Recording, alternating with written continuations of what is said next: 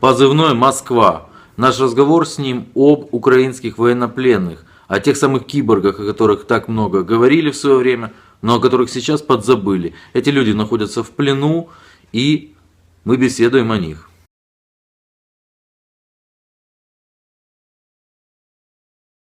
И не хотят этот обмен производить, на мой взгляд, потому что все пленные киборги, мы же с ними проводили работу, мы их возили по городу, мы им показывали госпиталя, раненых.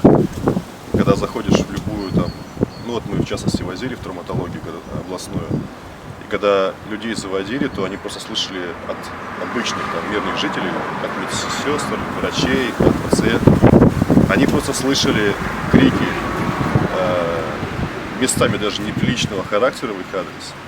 И киборгов, я думаю, что никто обменивать не хочет с украинской стороны, потому что они получат мощное такое информационное оружие у себя, которое будет рассказывать, что здесь абсолютно не то, что показывают по украинскому телевидению, здесь все лгут, там идет гражданская война, а не а то, там гибнут тысячи мирных жителей и тому подобное. И, разумеется, зачем такие люди вообще нужны? Поэтому они как сидели, так и сидят. И мне кажется, что их обменяют только когда война окончательно закончится.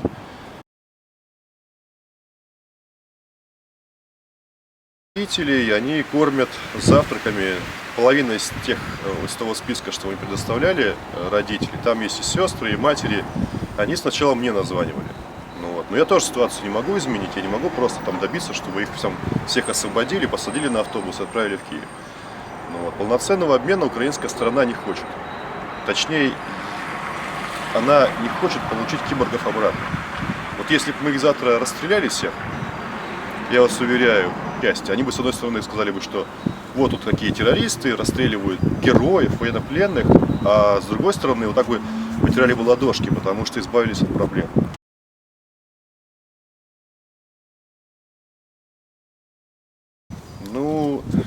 Частично соглашусь, частично дополню. Туда людей украинская, хунта, я не называю украинская власть, все-таки это хунта, это незаконное бандформирование, захватившее власть в стране.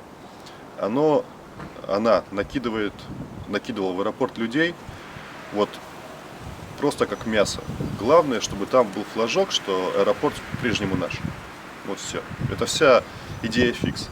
Закидывать туда тысячами людей, пусть они там гибнут, неважно. Назвал их киборгами исключительно как с пиар-оттенком. То есть эта тема была медийно распиарена, что есть небольшая горстка людей, украинских солдат, которые даже солдатами фактически не являются, они не профессиональные военные, которые героически стоят в аэропорту, косят сотнями элитный российский спецназ. Изначально медийный проект. Медийный проект окончен, они же не признали, что они утратили аэропорт. Они, как и в Дебальцево, сказали, что аэропорт нам больше не нужен, он разрушен, мы выходим. Сейчас вперемешку с бетоном, с кирпичами, с металлом, груды этих киборгов повсюду. Там сейчас просто чума что творится.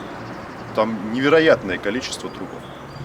Зато медийный проект а-ля киборги в аэропорту был успешно реализован, а сейчас вся эта массовка, которая принимала участие и ей посчастливилось выжить, сидят, они уже никому не нужны. Сознание приходит, когда ты попадаешь в место, где можно целыми днями о чем-то думать.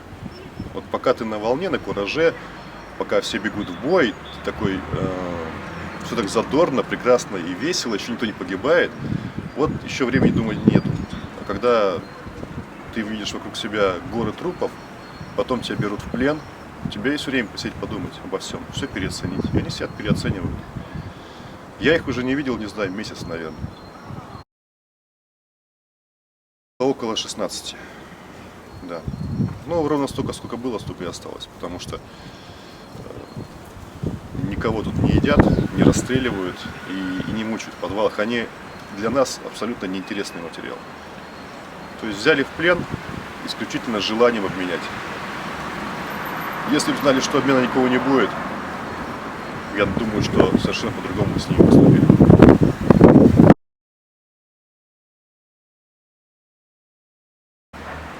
Сейчас в Киеве, насколько мне известно, вялотекущий финансовый Майдан развивается. Вот пусть становятся рядом своей группой и стоят, требуют освобождения своих детей. Это единственный вариант.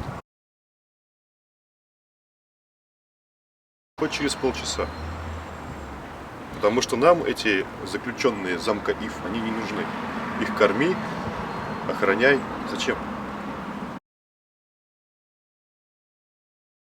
В этом же, в соседнем корпусе находится, как сказать, медпункт, не клиника, а медпункт.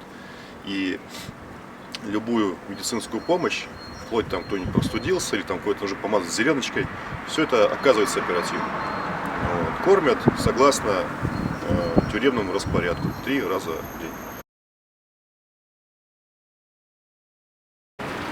Уже месяц прошел, я по фамилиям, я их лица помню отлично. Но по фамилиям помню только Миколенко, потому что его мать очень часто звонила.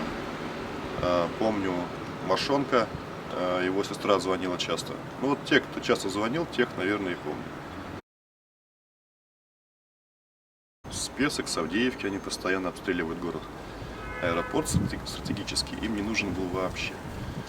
Они там случайно оказались, так же как в Луганске.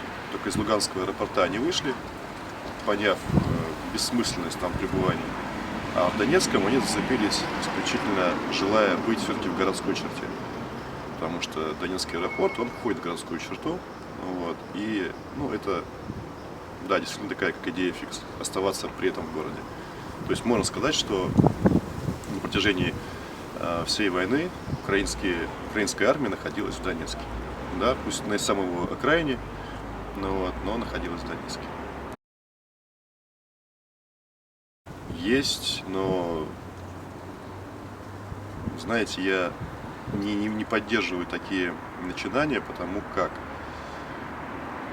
человек, предавший одну сторону, да, неважно, что она плохая, там, все равно у него есть какой-то порог. Я допускаю, что 9 из 10 этих переосмысливших и все осознавших, они, может быть, искренне.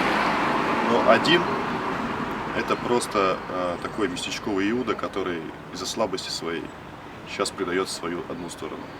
Завтра его возьмут в плен украинская сторона, он выдаст все наши позиции, потому что он морально слаб.